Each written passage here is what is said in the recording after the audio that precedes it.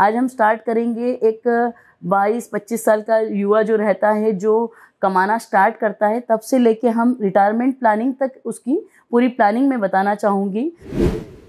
इतने साल तो हमने समाज से लिया ही है, तो जो भी मेरा उधार है समाज के प्रति, वो मैं चाहूँगी कि मैं बचे हुए मेरे सारे सालों में उस उधार को चुकाना चाहूँगी।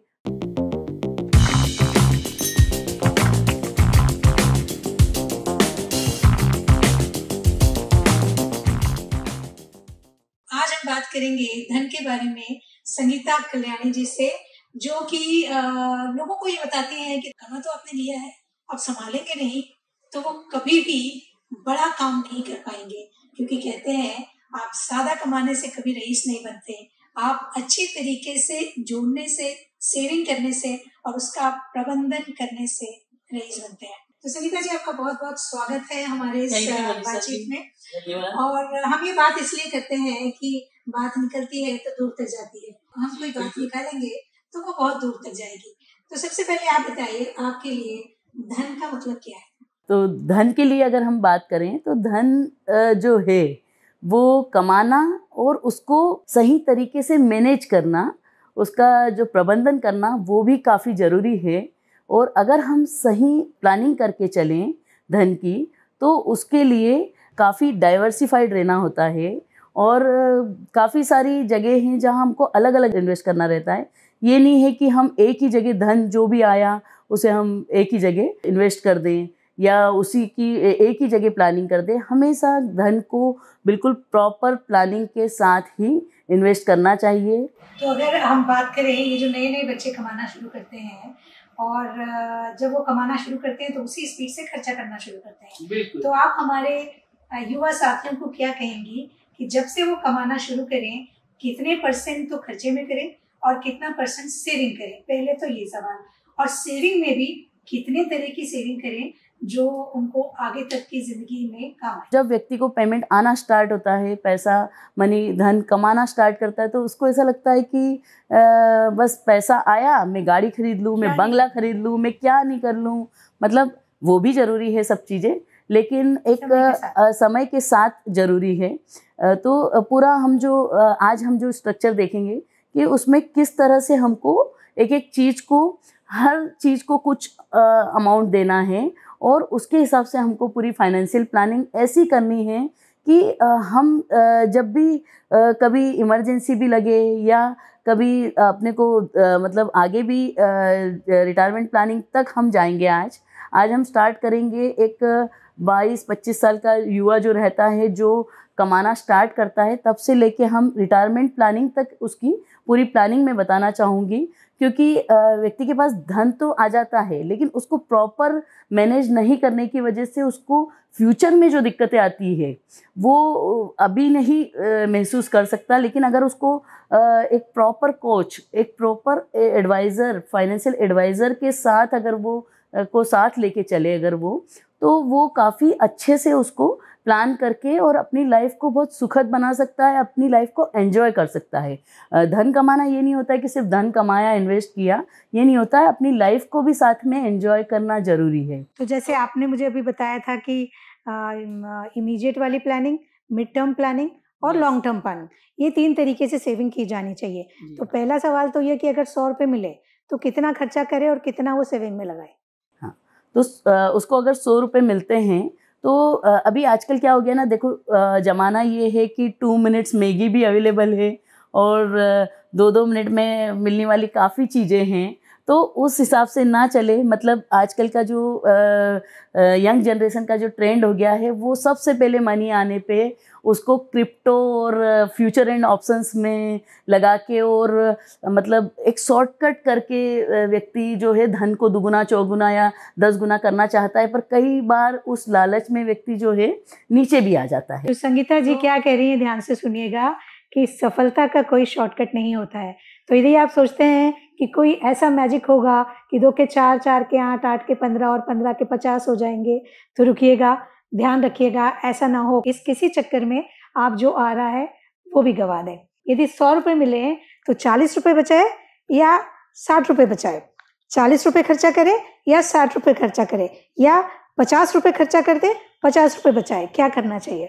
नहीं, एक्चुअल में पूरा मैनेज करके चलना चाहिए। व्यक्ति ने शुरू दिन से ये नहीं सोचना चाहिए कि 50 रुपए बचाए तो एक जगह डाल दिया अपन ने। हाँ, पूरी तो उसके 50 लिए रुपए वो हाँ खर्चा कर ले और 50 रुपए की प्लानिंग करे। हाँ तो अब आप उसको बताएं कि वो 50 रुपए को कहाँ कहाँ डाले हाँ और कैसे उसकी प्लानिंग करे। लेकिन ज़रूरी नहीं है, जैसे इनिशियल स्टेज में तो व्यक्ति जब यंग होता है तब तो उसके लिए पॉसिबल होता है कि वो अगर 50% खर्चा करके 50% उसमें से निकाल पाता है।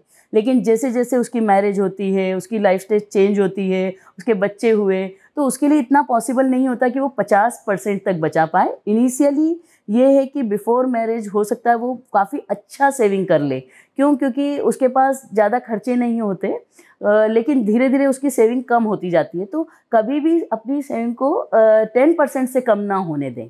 मतलब आदत डालें कि अगर मैंने 100 रुपये कमाए हैं तो उसमें मिनिमम 10 रुपये तो बचाना ही है। हाँ, तो आप ये कह रही हैं कि चाहे कितनी भी इमरजेंसी है, 10% तो आपको कमा के लेके आने के बाद भूल जाना है। राइट, बिल्कुल भूल जाना है। मतलब अगर आपकी मंथली इनकम 1 लाख रुपए है तो आप 10,000 रुपये उसको अलग ही रख दें, पूरी अपनी फाइनेंशियल प्लानिंग के लिए, अपनी लॉन्ग टर्म प्लानिंग के लिए, अपनी फैमिली के लिए। मतलब प्लानिंग कभी भी करें तो फैमिली को ध्यान में रखते हुए करें कि क्योंकि हम यंग है, अभी हम जॉब पे लगे हैं, उसके बाद हमारी अर्निंग्स आने स्टार्ट हुई है, मैरिज होगी, बच्चे होंगे, तो उस हिसाब से आपको प्लानिंग करनी है कि ताकि फ्यूचर में कभी बाय चांस कोई अनहोनी हो जाती है, कोई एक्सीडेंटल केसेस आ जाते हैं, और भी चीज़ें, मेडिकल इमरजेंसी आ जाती है, तो आपको ये नहीं लगना चाहिए कि आज मेरा पूरा सेविंग एक ही जगह पे ख़त्म हो गया। तो वो नौबत ही नहीं आनी चाहिए कि आपकी सेविंग ख़त्म हो। तो आपका मतलब ये होना चाहिए कि इतना सिस्टमेटिक अपने को प्लानिंग करनी है कि आप जो है कभी भी किसी भी स्थिति में आपकी फैमिली जो है वो आज जो डिज़र्व कर रही है वो आगे भी डिज़र्व करती रहे, उसकी लाइफस्टाइल चेंज करने का काम हमें ना पड़े। कुछ फिक्स डिपॉजिट्स कर सकते हैं, कुछ म्यूचुअल फंड में इन्वेस्ट कर सकते हैं, इंश्योरेंस तो कंपलसरी है, फिर चाहें तो कुछ स्टॉक्स में लगा सकते हैं, कुछ गोल्ड में लगा सकते हैं। क्या इसके अलावा और कोई तरीका है सेविंग करने का? सेविंग करने का थोड़ा तरीके तो यही सारे हैं, लेकिन इसको थोड़ा सा सिस्टमेटिक लेके चलें। जैसे हमारी जॉब लगी है, ठीक है, एक हम एग्जांपल लेते हैं कि हमारी जॉब लगी है और हमारा 10 लाख रुपए का पैकेज है, एक हम मान के चलें, तो हमें ये करना है कि हमारी सबसे पहले ह्यूमन लाइफ वैल्यू निकालनी है ना, कि आज मैं हूँ तो मुझे ईयरली 10 लाख रुपए में कमा रहा हूँ, ठीक है। खुदा ना खास्ता कभी कोई अनहोनी हो जाती है तो मेरी ह्यूमन लाइफ वैल्यू क्या है, मतलब मेरी फैमिली को कितना पेमेंट मिलना चाहिए कि जिससे उसका फ्यूचर सिक्योर रहे। तो हमेशा हमको सबसे पहली प्लानिंग जो करनी चाहिए, आजकल लोगों में ये ट्रेंड चला है कि shares, future and options and cryptos में पैसा डाल के रखते हैं, लेकिन सबसे पहले सिक्योरिटी इज मस्ट। बड़ा अच्छा शब्द आपने कहा, ह्यूमन लाइफ वैल्यू। तो ह्यूमन लाइफ वैल्यू सबसे पहले निकालें, ताकि कभी ऐसा कोई वक्त आए कि आप ना रहें तो आपकी ह्यूमन लाइफ वैल्यू निकाल के उसके बराबरी का इन्वेस्टमेंट की व्यवस्था और उसके आउटपुट की व्यवस्था अपने परिवार के लिए करके जरूर जाए। हम जितना प्यार हमारी फैमिली से करते हैं वो कभी भी लाइफ इंश्योरेंस से इनकार नहीं करते हैं व्यक्ति। तो ये कैसे निकालेंगे ह्यूमन लाइफ वैल्यू को? ह्यूमन लाइफ वैल्यू एज के हिसाब से निकलती है कि अगर व्यक्ति 35 ईयर्स की एज तक का है तो उसकी ह्यूमन लाइफ वैल्यू, उसका जो भी जैसे 10 लाख वो अर्निंग है उसकी, तो उसका 25 टाइम्स मीन्स 2.5 करोड़ रुपए उसका सिक्योरिटी होनी चाहिए। आपकी जितनी भी उम्र है अभी के हिसाब से रहता है, ये पूरा उम्र पे डिपेंड है। तो यदि आपकी उम्र 35 साल है तो आप जो कुछ भी कमाते हैं उसका कम से कम 25 गुना सिक्योरिटी आपके पास होनी चाहिए। और आपकी एज अगर 36 से 40 के बीच में है तो उसका 20 टाइम्स, ऐसे अलग अलग। यदि 36 से 40 तक का आपका उम्र है तो आपकी जो अभी इनकम है उसकी 20 टाइम्स आपकी ह्यूमन लाइफ वैल्यू होती है। जैसे आपने बताया 35 साल, 35 से 40 साल, अब 40 से 45 साल तक के लोगों के लिए 45 साल तक के लोगों के लिए 15 टाइम्स ह्यूमन लाइफ वैल्यू रहती है। 40 से 45, यदि आप 40 से 45 साल तक के हैं तो आप जो कमाते हैं उसका कम से कम 15 गुना सिक्योरिटी आपके पास होनी चाहिए। उसके बाद फिर स्लैब थोड़ा बड़ा होता जाता है, जैसे 46 to 55 तो 10 times, and above 55 it is 5 times. अच्छा, तो ये 55 रहता है साल के क्योंकि बाद अपनी 5 लाइबिलिटीज टाइम्स। कम होती जाती है। 55 साल के बाद आपकी जो ह्यूमन लाइफ वैल्यू है वो आपकी इनकम के 5 गुना हो जाती है, क्योंकि तब तक आप अपनी सारी जिम्मेदारियां पूरी कर चुके होते हो या उस करने स्टेज पे वाले रहती है होते कि आप पूरा करने वाले रहते हो। तो उस हिसाब से अपनी सबसे पहले ह्यूमन लाइफ वैल्यू निकालें और उसके हिसाब से पूरी प्लानिंग करें। सबसे पहले जो व्यक्ति ने लेना चाहिए वो लेना चाहिए life insurance and with critical illness and mediclaim. ठीक है, उसका कारण मैं बताती हूँ कि होता क्या है ना कि आजकल कम एज में 25 की एज में भी अटैक आ जाता है। पहले बहुत रेयर ही होता था। 60 के बाद अगर अटैक आता था तो हम हॉस्पिटल में आईसीयू में कोई एडमिट हो गया तो भी हम 4 बार सोचते थे, बहुत सोचते थे कि अरे वो आईसीयू में, मतलब एकदम आश्चर्य की। और आजकल तो ये हो गया है कि 25 साल का व्यक्ति उसको भी अटैक आ जाता है और एडमिट है तो आईसीयू में, और क्या स्थिति रहेगी उसका कुछ कह नहीं सकते हैं। मतलब इतना ज़्यादा सिनेरियो चेंज हुआ है।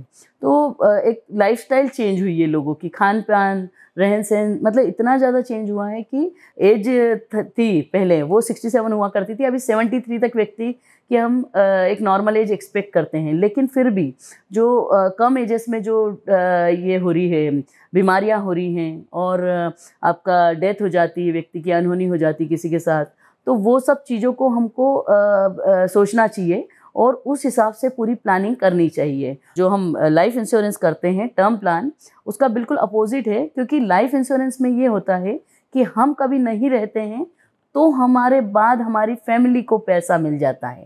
ठीक है, अब हमने जैसे 5 करोड़ का एक लाइफ इंश्योरेंस कर लिया, कभी अनहोनी हो गई हमारे साथ और हम नहीं रहे तो हमारी फैमिली को 5 करोड़ रुपए मिल जाएगा। लेकिन कई बार सिनेरियो ये रहता है कि हमें कोई क्रिटिकल इलनेस, मतलब कोई ऐसी घातक बीमारी से ग्रसित हो जाते हैं, कैंसर है, किडनी फेल्योर है, हार्ट डिसीज़ है, इतनी सारी बीमारियां हैं जो कि आपकी लाइफ में मतलब आप पूरी उथल पुथल मचा देती है। एक बार में आपका पूरा पेमेंट जो है ज़ीरो कर देती है। आपकी कितनी बड़ी सेविंग हो, आपका जो क्रिटिकल इलनेस होती है कोई भी, तो व्यक्ति इमीडिएटली 30-40 लाख रुपए के लिए उसके पास इमीडिएट हो भी तो वो भी कई बार जो है पूरे खत्म हो जाते हैं। हाँ, आप ये कह रही हैं कि life insurance with critical illness and personal accidental ही ले। अच्छा, हाँ, तो उसके कई फ़ायदे हैं क्योंकि मतलब जैसे क्रिटिकल इलनेस जो है उसमें व्यक्ति ऐसी बीमारी हो जाती है कि वो रिकवरेबल नहीं हो, तो इमीडिएटली उसको जो भी सम इंश्योर्ड उसने लिया है, जो भी जितने का क्रिटिकल इलनेस उसने कर लिया है, इमीडिएट उसको विदाउट एनी कंडीशंस कंपनी दे देती है। तो उससे क्या है, वो उसका प्रॉपर इलाज करवा पाता है। अदरवाइज अगर सिर्फ हम लाइफ इंश्योरेंस लेके चले विदाउट क्रिटिकल इलनेस और हमें कोई बीमारी हो गई तो हमारे बीमारी के लिए खर्चे करने को ही हमारे पास पैसा नहीं रहेगा, तो हम सर्वाइव कैसे करेंगे। बहुत महंगी है आजकल, मेडिकल सुविधाएं बहुत ज़्यादा महंगी है।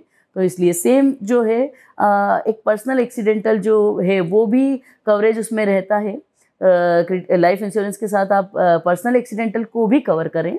तो life insurance plus personal accidental plus critical illness, ये सबसे प्रायोरिटी होनी चाहिए जब भी आप अर्न करना शुरू करते हैं, जब भी आप कमाना शुरू करते हैं। आजकल तो इतने एडवांस प्लान्स आ गए हैं कि आप जो है घर पे अगर डॉक्टर बैठने को बोल दे तो 100 वीक्स 104 वीक्स तक का वो आपका जो इनकम है उसके इक्विवेलेंट आप सम इंश्योर्ड लेके और उसको भी आप घर बैठे कंपनी से क्लेम कर सकते हैं। मतलब कि वीकली मेरे को इतना बेनिफिट चाहिए, डॉक्टर ने बोल दिया 10 वीक आप घर पे बैठोगे, हमारी इनकम ख़त्म। हमारी इनकम कैसे होगी, हमको कंपनी हमारा हम जहाँ भी जॉब करते हैं या बिजनेस करते हैं उसका लॉस होगा, तो वो उस लॉस को कवर करने के लिए जो है ये एक कवर दिया जाता है पर्सनल एक्सीडेंटल के साथ, जिसमें कि अगर लॉस ऑफ इनकम होता है ड्यू टू एक्सीडेंट और मतलब हमें घर बैठना पड़ता है तो उस कंडीशन में कंपनी पर वीक के हिसाब से आपको पेमेंट करती है। जैसे आपने सम इंश्योर्ड लेते वक्त बोल दिया कि मतलब आपकी जो भी अर्निंग है उसका 25% तक आप वो कवर ले सकते हैं। जैसे आपकी मंथली अर्निंग है 1 लाख रुपीज़ की, तो आप 25,000 तक का उसमें कवर ले सकते हैं। 50,000 तक का भी होता है, लेकिन 25,000 तक का तो आप ले ही सकते हैं, जिसमें कि आपको पर वीक 25,000 घर बैठे कंपनी पे करेगी। क्यों? क्योंकि आप उस कंडीशन में नहीं हैं। इसलिए डॉक्टर ने बोला है कि आपको रेस्ट करना है। अगर एक्सीडेंट हो गया तो जो मेडिक्लेम होता है वो सबके अलावा है, ये पर्सनल इंश्योरेंस एक्सीडेंटल और अलग है। ये हाँ, उससे मेडिक्लेम बिल्कुल अलग है। मेडिक्लेम अभी क्योंकि हम साथ में डिस्कस अभी तक ज्यादातर लोगों को वही पता होता था कि आप अगर Yes, बीमार हुए तो वो इंश्योरेंस में कवर होता है, बिल्कुल। लेकिन ये आप लाइफ इंश्योरेंस के साथ एक्सीडेंटल इंश्योरेंस भी ले सकते हैं। ये शायद बहुत सारे लोगों को नहीं पता होगा।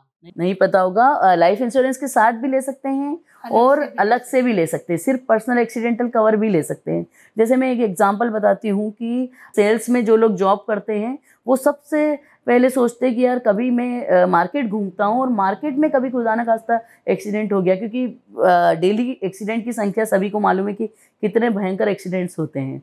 तो एक्सीडेंट कभी मेरा हो गया तो मेरा मतलब मेरी फैमिली का क्या होगा, या मैं कैसे क्या रिकवर करूँगा, या मैं घर बैठ गया, हाथ टूट गया, पैर टूट गया या कुछ भी हुआ तो मैं घर बैठ गया तो मेरे लाइफ कैसे चलेगी, मेरा खाने पीने की व्यवस्था कौन करेगा।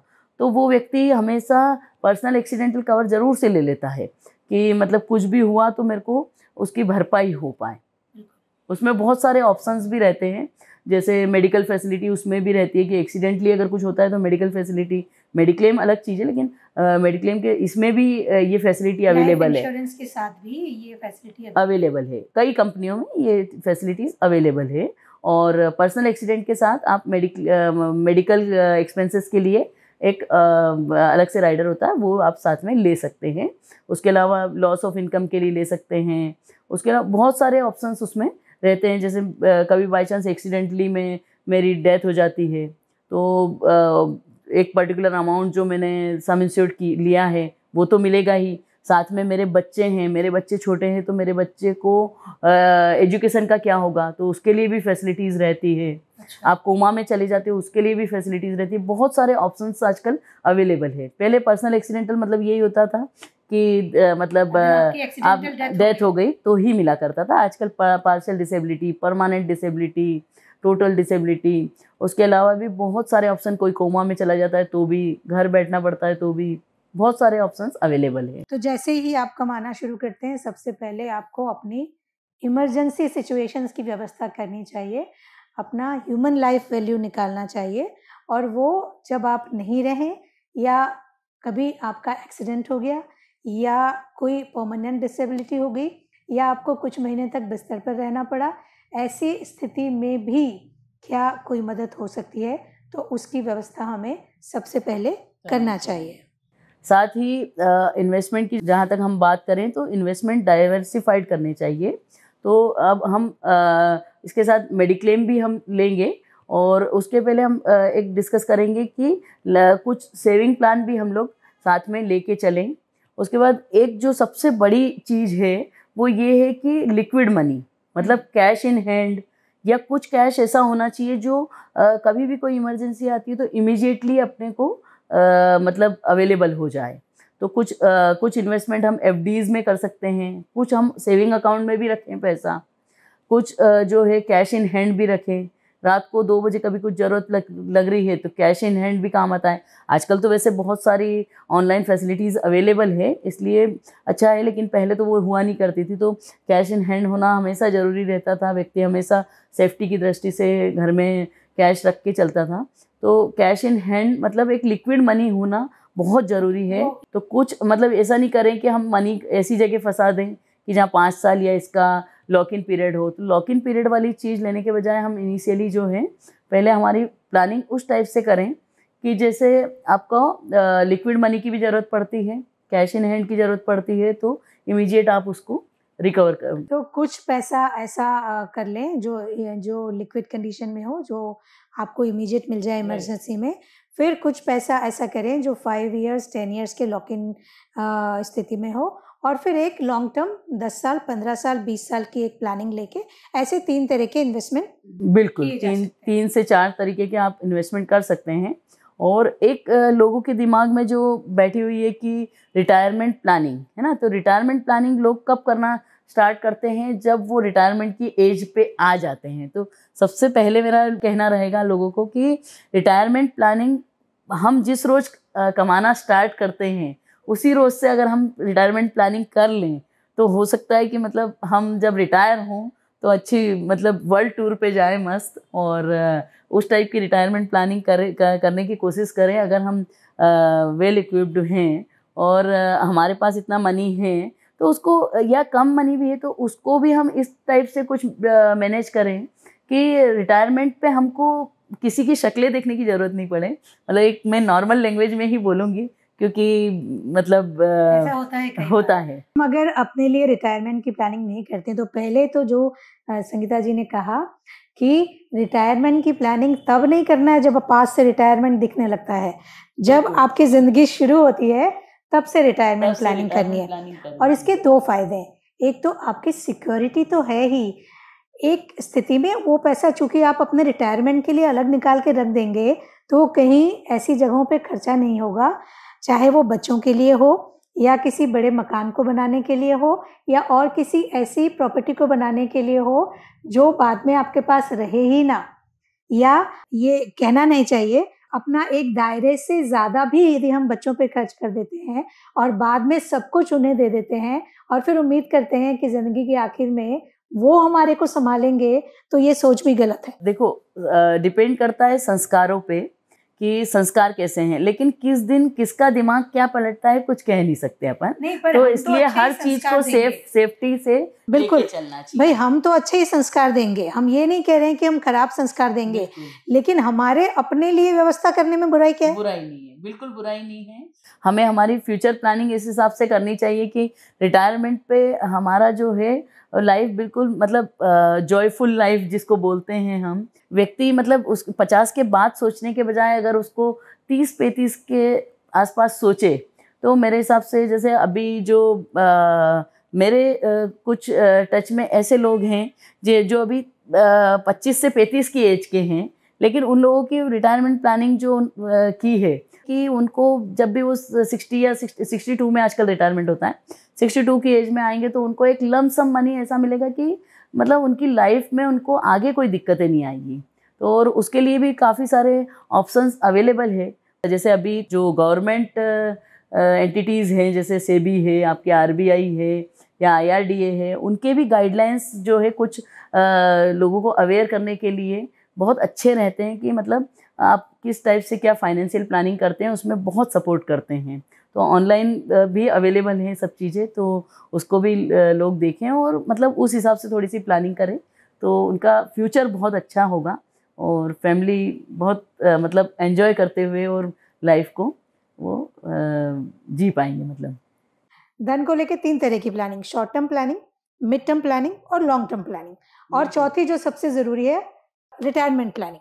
और जैसे ही आपकी ज़िंदगी शुरू होती है, जैसे ही आप कमाना शुरू करते हैं, सबसे इम्पॉर्टेंट है life insurance with accidental benefit and critical illness. ये सबसे ज़्यादा ज़रूरी है, इसकी व्यवस्था ज़रूर की जानी चाहिए। क्या और आप बताना चाहेंगे कि फाइनेंस को और कैसे लिया जाना चाहिए और क्या बचता है? तो फाइनेंस को जो हम ये 3 चीज़ों की प्लानिंग करने के साथ ही हम जो एक छोटी छोटी जो सेविंग की हमें आदत लगनी चाहिए, तो उसके लिए हम चाहेंगे कि हम मतलब ऐसी SIP करें।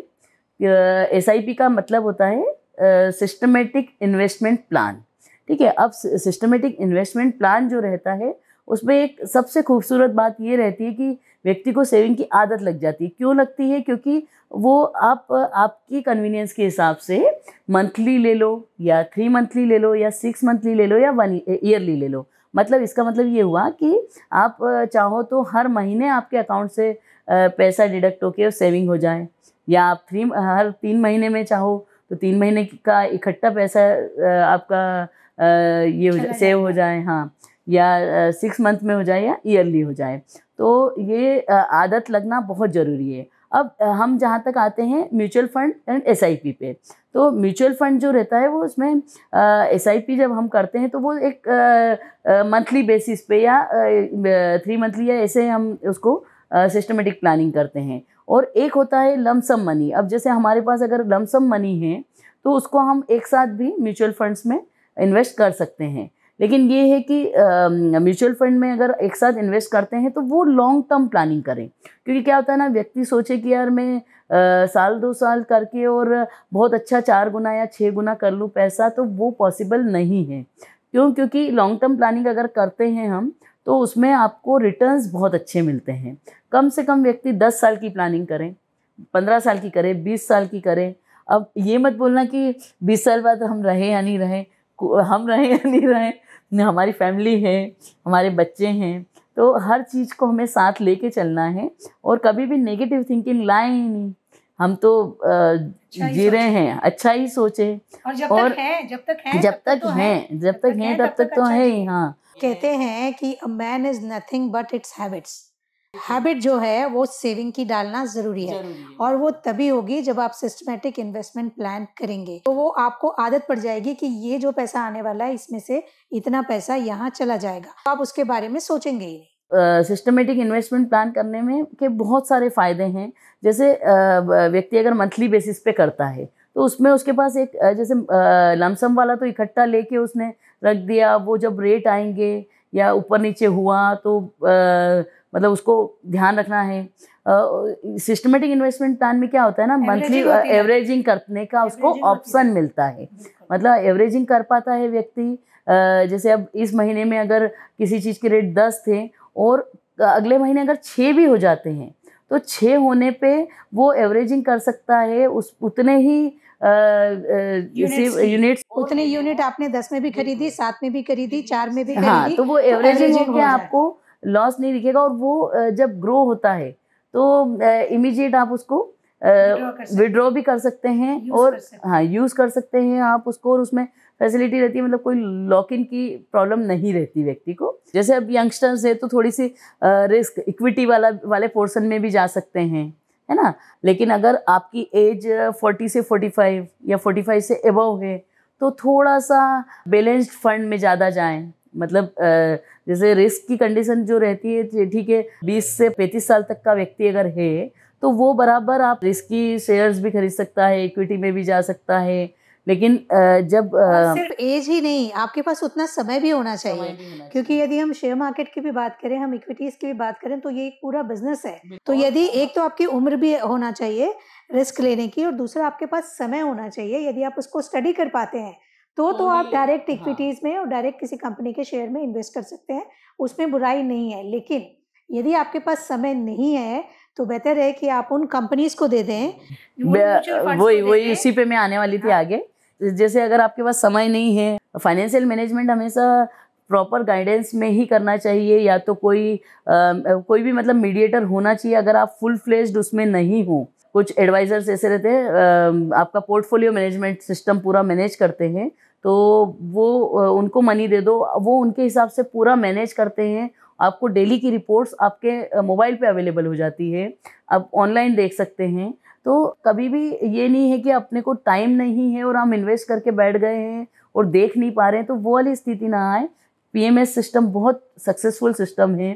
कुछ मैनेजर्स जो हैं वो आपका फंड पूरा मैनेज करते हैं, उसका वो कुछ एक चार्ज लेते हैं, तो उनके नॉलेज के हिसाब से हम उस चीज़ को आगे बढ़ा सकते हैं। तो जैसे हम हमारी हेल्थ का ध्यान रखने के लिए डॉक्टर रखते हैं, जैसे हमारे फैमिली डॉक्टर होते हैं, जैसे हमारे लीगल इश्यूज के लिए हमारे फैमिली एडवोकेट्स होते हैं, वैसे हमारे पैसों के लिए हमारे फाइनेंशियल एडवाइजर्स होने चाहिए। क्या आप ये कह रही हैं? बिल्कुल होने चाहिए। बिल्कुल। इसी हिसाब से मतलब पूरा फाइनेंशियल प्लानिंग के बारे में और हम आगे भी डिस्कस करते रहेंगे जब भी मौका मिला। यदि आपके पास पैसा है और आपको एडवाइस करने वाला कोई नहीं है, तो अपने सारे सवाल कमेंट बॉक्स में लिखिएगा।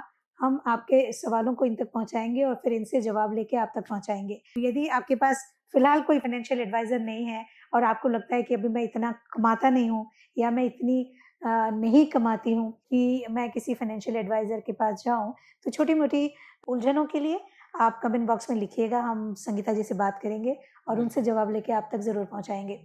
तो संगीता जी बहुत बहुत धन्यवाद। आज हमने धन के बारे में बात की और आपका इतना सालों का एक्सपीरियंस है, तो एक आखिरी सवाल मैं पूछना चाहूँगी, करने को बहुत कुछ था, तो ये फाइनेंशियल एडवाइजरी ही क्यों चूज़ करिए?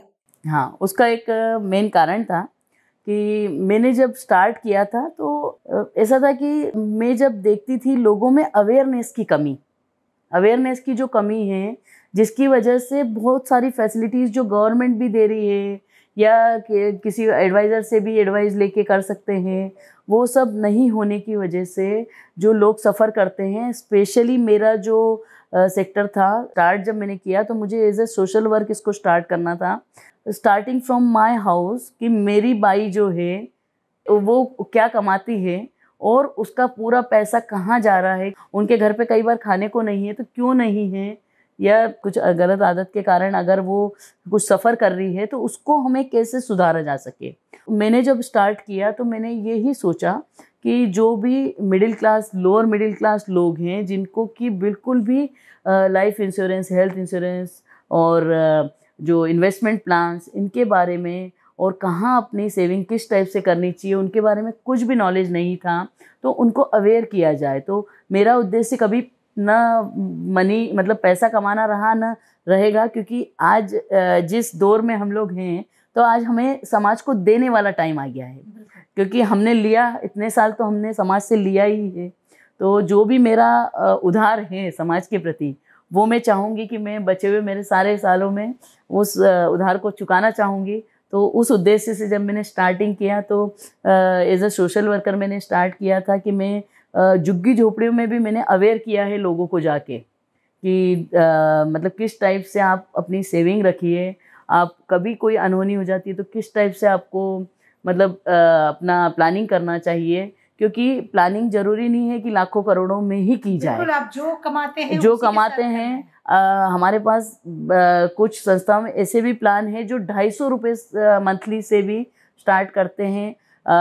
ये पोस्ट ऑफिस वगैरह जो हैं वो गवर्नमेंट की कुछ स्कीम्स ऐसी है जिसमें 50 रुपये महीने से भी व्यक्ति सेविंग कर सकता है। संगीता जी कह रही हैं कि आप जितना भी कमाते हैं आपके लिए भी कोई ना कोई सेविंग प्लान है। बिल्कुल है, बूंद बूंद से ही घड़ा होने की भरता है। जरूरत है। राइट, तो आपको अवेयरनेस की ज़रूरत है, अवेयरनेस होना चाहिए कि हमें क्या बचाना है, क्या करना है, क्योंकि सब पांचों उंगलियां जिस तरह से बराबर नहीं होती, वैसे हर व्यक्ति की अर्निंग्स बराबर नहीं हो सकती, हर व्यक्ति की ज़रूरतें बराबर नहीं हो सकती।